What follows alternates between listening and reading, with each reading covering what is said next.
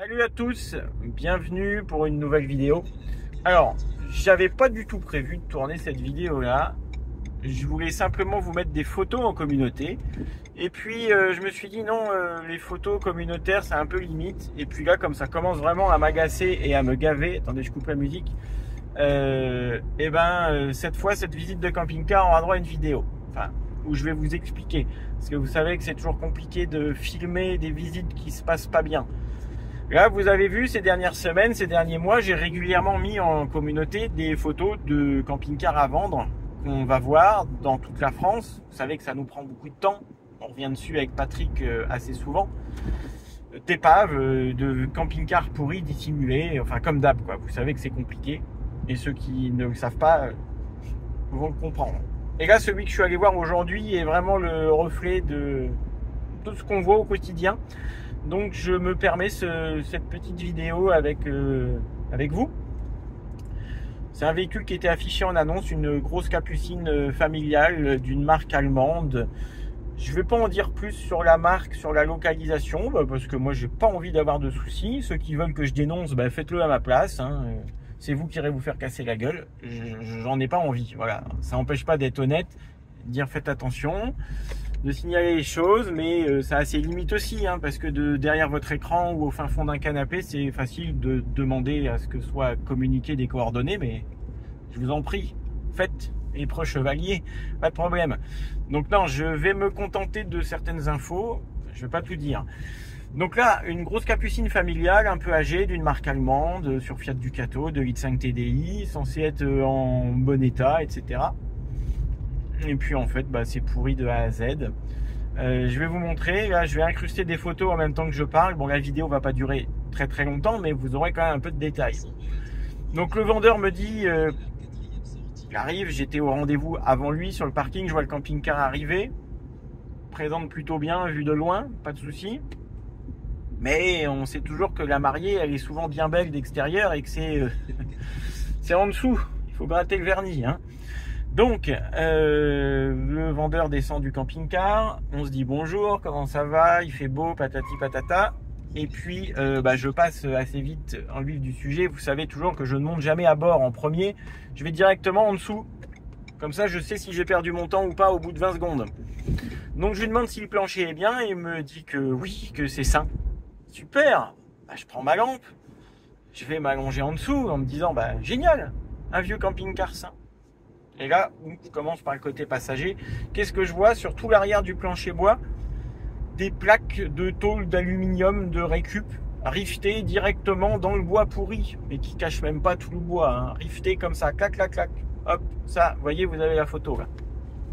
C'est beau, Ensuite, je fais le tour, je vais voir de l'autre côté gauche, côté conducteur. Et là, c'est mieux fait. C'est-à-dire que ça a été repris, mais avec du contreplaqué, barbouillé en noir, tout frais. Je retourne voir le monsieur, je lui dis, il s'est passé quoi avec le plancher?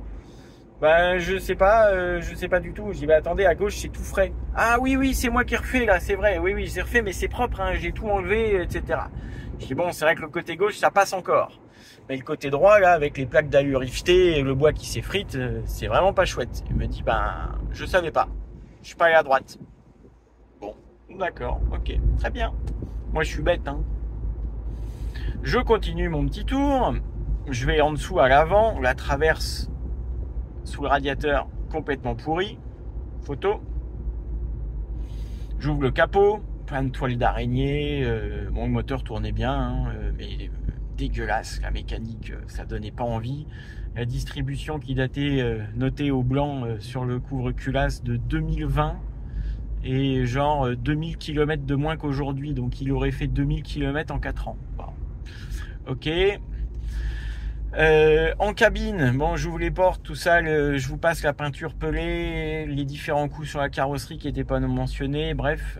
Bonne surprise, une clim cabine, des jolis sièges style Recaro électrique en cuir noir. Alors, si on s'arrête à ça, on achète le camping-car tout de suite. Et puis je monte sur le toit. Là, wouhou, les lanterneaux complètement éclatés. Vous allez voir les photos. avec des plaques de renfort mises tout autour. Je me dis putain, ça sent pas bon ça sur qu'est-ce que je vais trouver à l'intérieur. Donc je monte à l'intérieur et puis là effectivement les craintes étaient confirmées. Lanterneau capucine avec des auréoles de fuite tout autour, la baguette d'habillage entre deux panneaux qui se cassent la gueule. Bon, ok, je vous le dis, je suis même pas monté dans le lit, j'ai pas levé le matelas, je suis pas allé voir. Ensuite, lanterneau central au-dessus de la dinette et de la cuisine. Et là, ça avait tellement pris l'eau à cet endroit-là que le vendeur a refait une plaque, un habillage au plafond qui se voit. On ne sait pas ce que ça cache derrière, mais enfin, en tout cas, j'appelle pas ça du bon boulot, ni un bon véhicule, quoi. Bon, bref. Et puis, alors, le reste dans un état de crasse avancé, le frigo immonde, l'intérieur de cabinet de toilette, lavabo jauni, fissuré, bac à douche, les joints faits avec les pieds, même ma fille de 5 ans ferait mieux. Et je vais pour lever le lit à la française, en me disant, bon, voilà. Et là, j'aperçois en levant le lit, dans la soute, qu'il y avait des plaques qui avaient été remises, donc je repasse par dehors, j'ouvre le portillon de soute, et là, effectivement, donc non seulement le panneau arrière, la paroi arrière, avait certainement été infiltrée, puisqu'il y avait du contreplaqué revissé, là, avec des vis qui traînaient encore. Le vendeur avait sûrement pas eu le temps de terminer, j'ai dû le déranger trop vite. Peut-être que si je lui avais laissé 1 heure de plus, il aurait terminé la réparation de son camping-car, je ne sais pas. Et puis le plancher dans la soute, complètement mou sous le lino. Le vendeur me dit, il y a le lino d'origine, il est propre, hein. Oui. Tout était complètement mou et s'enfonçait sous le poing, voilà. Sans parler des joints de bas de caisse qui venaient d'être faits vite fait avec des vis Parker et des vis à bois en travers pour venir se prendre dans la carrosserie. Du coup, je suis retourné dedans pour en avoir le cœur net et effectivement, j'ai vu qu'il y avait eu une infiltration dans l'angle arrière gauche, dans les placards de pavillon. C'est tout jauni et ça s'est écoulé sur le plancher. Voilà. Donc là, vous avez... Je ne l'ai pas essayé, j'ai pas tenté de mettre en route aucun accessoire, de toute façon il n'y avait pas de batterie auxiliaire non plus. Bon, vous imaginez bien, ça en est resté là. Donc, une après-midi quasiment de perdu. Moi j'avais un rendez-vous ce matin, j'ai roulé, j'ai mangé ce midi en roulant, un sandwich vite fait, vous voyez, on se décarcasse, on se donne du mal. Pour tomber sur des choses comme ça, franchement c'est pas cool. Alors, certes, quand vous achetez un pro comme Patrick, personne n'est à l'abri d'ennuis. On fera une vidéo sur l'après-vente, un de ces 4, c'est intéressant ça, en toute transparence. Des ennuis sur n'importe quel véhicule récent, âgé, moyennement âgé, cher, pas trop cher, il y en a toujours. Mais les vrais professionnels sont là pour les traiter, et surtout les gens honnêtes ne vendent pas avec des choses dissimulées. Donc, voilà une preuve de notre quotidien.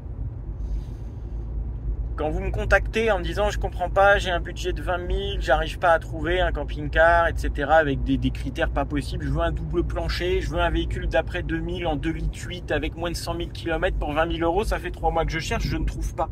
Bah oui, c'est normal parce qu'en fait ça n'existe pas, quoi. Et parfois ça arrive que les gens le prennent mal, moi, quand je dis ça. Pourtant, c'est que la réalité. Et je pourrais vous dire, oui, j'accepte le mandat de recherche en sachant très bien que je ne trouverai pas. Mais bon, c'est absolument pas le but. Donc, quand je refuse, c'est qu'on peut pas. Et quand j'accepte, c'est que c'est possible. Mais parfois compliqué, je le redis encore, ça peut être long.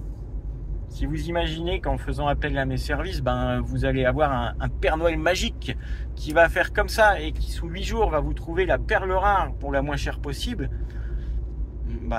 Non, ça n'existe pas, je ne peux pas, même en faisant de mon mieux. Parce que mon quotidien, notre quotidien, en étant nous foncièrement les plus honnêtes possible, on essaie vraiment de faire de notre mieux, il est fait de ce que je viens de vous montrer, de ce que je viens de vous raconter là. Et c'est pas en perdant des demi-journées complètes pour aller voir des grosses merdes de ce genre, je le dis tel que je le pense, que forcément on va avancer, parce qu'en attendant, moi ça me fait perdre du temps sur autre chose.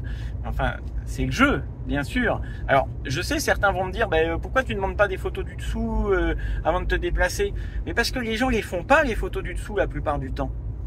Et puis, quand on a un véhicule qui est bien placé en prix, il faut savoir être rapide. Si on demande trop d'infos, il y a quelqu'un qu'on n'a pas demandé avant, qui va être là avant, puis si l'affaire est bonne, qui va l'emporter. N'oubliez pas que les bonnes affaires que je vous présente, si je peux vous les présenter, c'est parce qu'on a réussi à les acheter à un moment donné. Et pour les acheter, il a fallu être plus rapide que d'autres. Donc le jeu étant que dans le lot, il y a aussi 9 camping-cars qui vont pas sur 10, quoi, hein, en gros. Peut-être même un peu plus, je sais pas. Voilà, donc c'est pas un coup de gueule, c'est pas une mise au point, c'est juste mon quotidien. Là, je vous ai emmené avec moi, je vous ai montré encore une fois. Là, on est quasiment en mi-mai 2024 et les choses ne s'arrangent pas. Voilà, on garde espoir, bien sûr, mais ce véhicule-là d'aujourd'hui, c'est pas tous les jours, mais presque. Les néophytes, ceux qui débarquent, ceux qui viennent d'arriver dans les recherches de camping-car, vous allez vite le comprendre. Bon, enfin bref, sur ce, je vous embrasse, prenez soin de vous, et puis prochaine fois, ça sera la bonne. Allez, bye bye.